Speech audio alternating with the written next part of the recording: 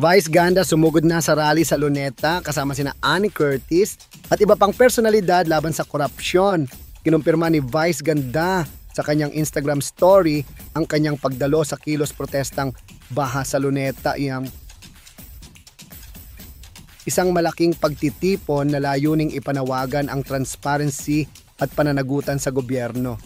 Ang nasabing rally ay bilang tugon sa mga issue ng umano'y katiwalian sa mga flood control projects na pinupunduhan ng buwis ng mamamayan.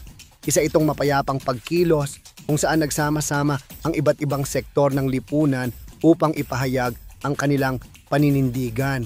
Kasama ni Vice si Ann Curtis na nagpahayag din ng kanyang suporta sa mga panawagang ito. Ayon sa kanyang social media post, panahon na para manindigan para sa katotohanan at kabutihan ng nakararami. Habang inaasahang dadalo pa ang ilang personalidad sa media at entertainment industry, wala pang opisyal na kumpirmasyon kung kasama rin si Darren Espanto at iba pang hosts ng It's Showtime sa mismong pagtitipon.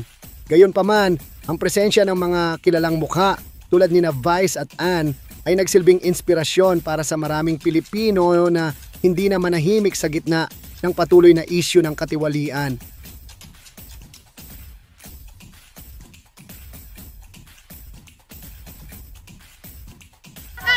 Lakad po! Mayong! Nahulog po, Mayong! Lakad po, lakad!